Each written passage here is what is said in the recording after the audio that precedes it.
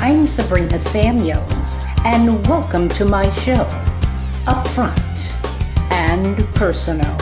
It's my intention to deliver information that will help us maintain a quality lifestyle in all aspects of our lives. So let's get started. Welcome back to another edition of the Sabrina Samuels Show with me, Sabrina Samuels. On this edition, we'll get upfront and personal with Ruth Burton from Orlando, Florida. She's an outstanding woman and a jack of all trades, and she's going to give us some tips on how to make parenting fun. Stay with us. We'll be right back. Welcome to the Beckman Method. I'm Sabrina Samuels, and enhancing the lives of others have been my passion for over 35 years. Through interactive workshops and seminars, inspirational and motivational speaking, I help others to discover the hidden treasures, gifts, and talents within themselves. Take a look at our website and review our menu selection. Thank you. Welcome back. Once again, I'm Sabrina Samuels, and joining me from Orlando, Florida is Ruth Burton. Ruth, welcome to my show. Well, I'm happy to be here. Thank you very much for inviting me. Absolutely. You are quite a pioneer woman, I might say. You're a jack of all trades and a master at almost everything you do. Oh, my. Oh, yes. Well, Ruth, we're going to talk about you and your experience as a foster care parent, but I want to cover quite a few of your accomplishments. First of all, you've received some outstanding awards throughout the years. Tell us a little bit about that.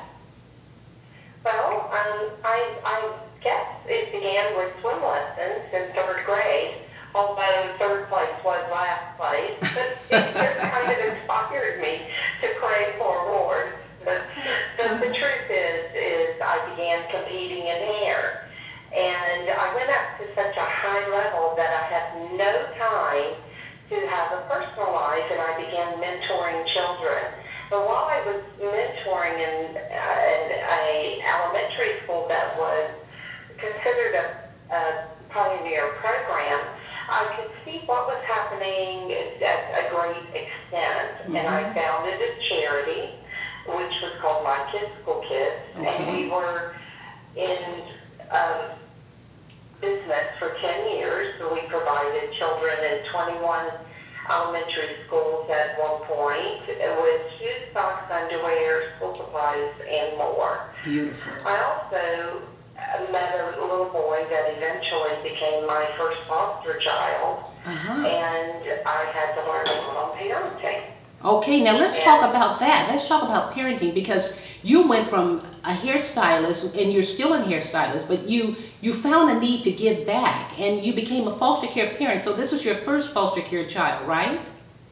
I had my first foster care child while I was doing the volunteer work. Okay. He ended up getting removed from his home, and several months later, I had him placed with me. This child had many, many challenges.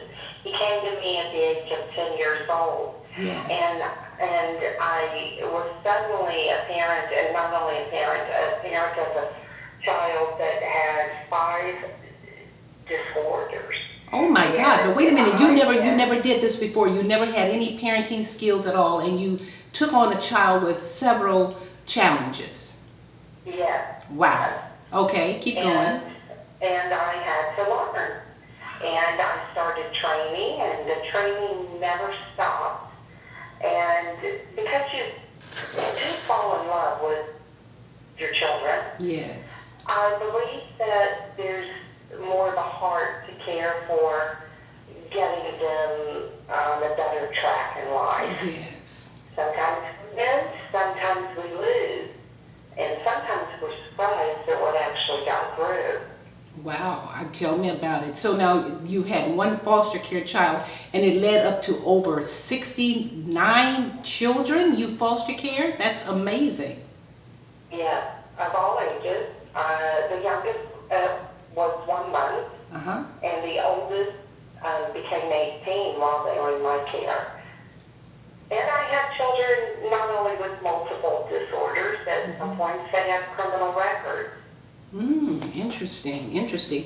How did you handle all of this, Ruth? Because this is something a regular parent cannot even handle. And you are a foster care parent and you've got all of these challenges coming at you, different personalities. How many foster care children did you have at one time? And how did you make parenting fun, please? Well, in the beginning, I had just the one. And then over a period of time, there was a great need in the state of Florida, and I ended up taking multiple children. Some of the children I only kept for 3 to 5 days while they found a more appropriate placement, and then others stayed with me for months, years, and until it was their time to go into an adoption or just move on with, going into young adulthood. What did you do when you encountered frustrated children or conflict in the household? What did you do? Well, because I had started with this one challenging child, Okay. I had learned some basic skills. And there was 3 elements that I would always apply whenever I came upon a new challenge: imagination, education, and then application.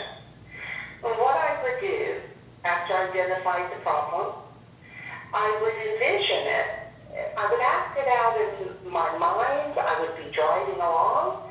I would act it out in the car. I would pretend to be the adult. I'd pretend to be the child. I would pretend to be the angry child, the angry adult. All of these different situations so that I knew what it would sound like when that challenge came up. And believe you me, I had a knowledge of the challenge before it came up. And there's something really, really admirable about a parent who's changing their parenting style, and then they begin their education on it. I'll be That done. is the book called The Power of Positive Parenting by Glenn Lansome. Okay. And that helped me. But most of all, it was my imagination. I love that.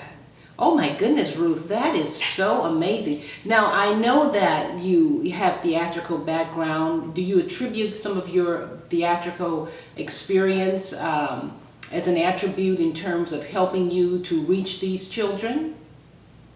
Well, I definitely have to say it came into play. Good. When I had children that needed affection, and a lot of kids, they continually want to get affection as they get older. Yes.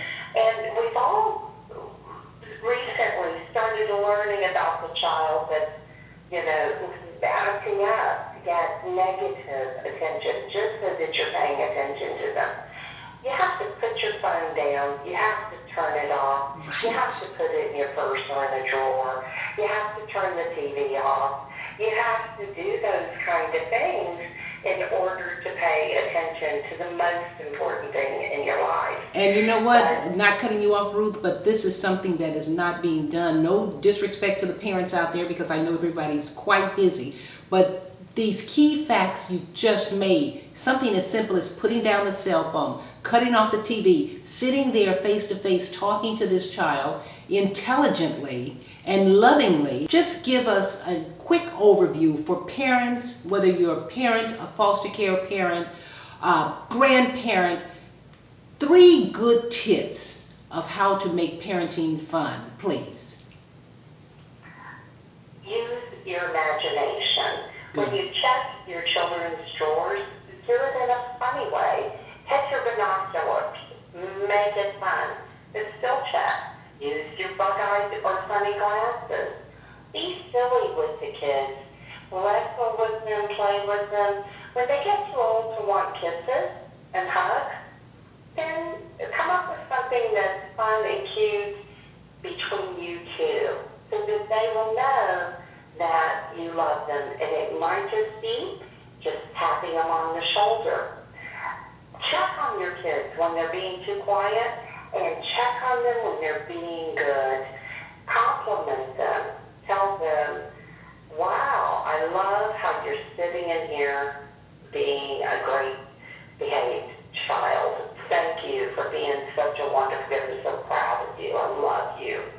Look, before we go, I'd like for everyone out there to know you are an outstanding hairstylist. Let's get a quick plug for your hairstyling salon. And if anybody's interested in parenting and wants a great hairstyle, they can come and see you, please, quickly. I'm Ruth Burton. I'm a private hairstylist. I operate under Ruth Burton Hair Designer. When you're getting a haircut, I give parenting advice for free. Believe me, I do it all the time. Oh. I can be reached in my private studio salon in Metro West Florida. Ruth, a pleasure having you. Thank you so much. You're welcome. Enjoy. Bye-bye.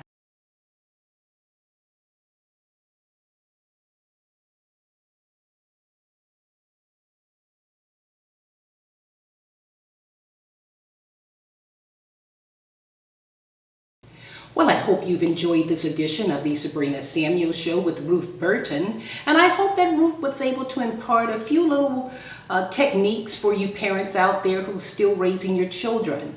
Until next week, I'm Sabrina Samuels. Remember to check out my website, thebeckmanmethod.com. We're about building self-esteem, helping people be the best that they can be. Now, I know you say, well, I know I've got myself together. Believe me, any person who is at the top of their game, whether it's an athlete, a performer, a doctor, a lawyer, whatever your profession, you have to make sure you hone in on your skills. You have to keep yourself razor sharp. That's what I do. I'm not only a motivational speaker, I'm a life coach. I help people reach the goal. I help you, and if you are ready to take it to the next level, then make sure you give me a call. Until next week, remember, you're the winner. If you don't believe that, nobody else will. We're all winners, but we must believe and we must assert ourselves with hard work and perseverance. We'll continue to see each other climb to the top. Remember our Heavenly Father's divine order at all times. Keep your mind straight so that you can succeed. See you next week. Bye now.